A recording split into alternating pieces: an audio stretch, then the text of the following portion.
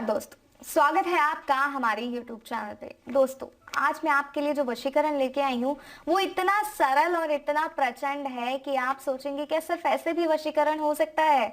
इतना सरल, बिना किसी सामग्री से, सिर्फ एक मंत्र के माध्यम से। तो सोचिए वो मंत्र कितना प्रचंड होगा, जो सिर्फ अपने आप में इतना प्रचंड है कि सिर्फ जब आप उसका सिमरन करेंगे, उस मंत्र का जाप करेंगे, तो सामने वाला व्यक्ति आपका हो जाएगा।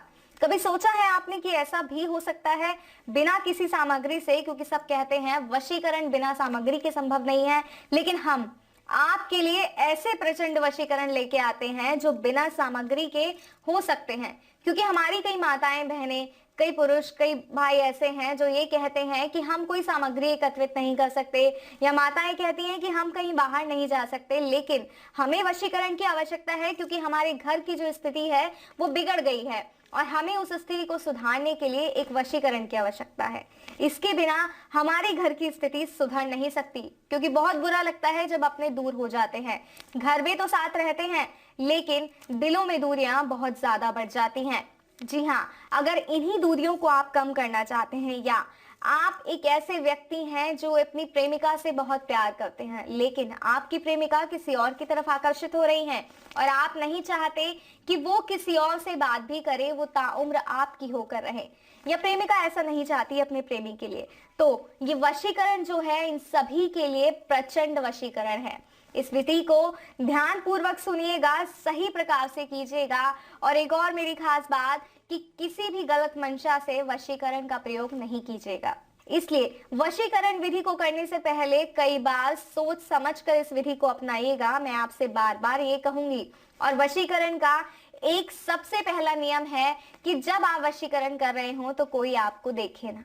जी हाँ, कोई व्यक्ति आपके आसपास ना हो, आप अकेले हो, एक ऐसे स्थान पर हो जहां आप अकेले हो, एकाग्रचित हो, तभी आप जो है इस विधि को कर पाएंगे, इस विधि का असर पूर्ण रूप से हो पाएगा। तो आइए समय ना बर्बाद करते हुए मैं आपको बताती हूँ कि सिर्फ एक मंत्र के माध्यम से कैसे आप किसी को अपने वश में कर सकते हैं।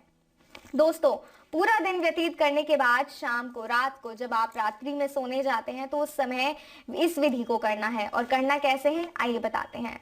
जब आप अपने बेड पर, अपने गद्दे पर, जहां भी आप सोते हैं वहां पर बैठेंगे तो इस तरह आसन लगाकर एक बार बैठिए और अपने हृदय पे हाथ रखकर उस व्यक्ति का नाम लीजिए जिसे आप वश में करना चाहते हैं।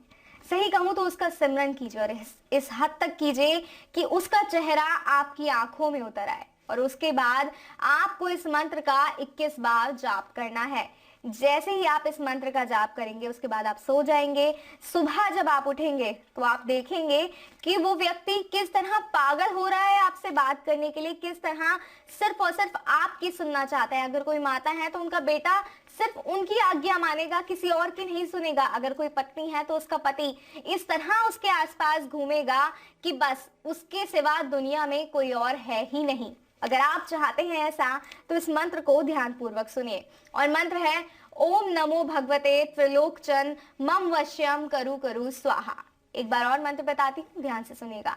ओम नमो भगवते त्रिलोकचन मम वश्यम करु करु स्वाहा। इस मंत्र का 21 बार जाप करना है, व्यक्ति का नाम लेना है। बात बहुत ध्यान से सुनिएगा कि हृदय पे हाथ रखकर ये पूरी विधि करनी है, कोई आपको देखे ना, इस बात का भी ध्यान करना है। अगर वशीकरण समझने में कोई समस्या आ रही है तो आप स्क्रीन पे दिए गए नंबर पर कॉल कर बात कर सकते हैं। नमस्कार।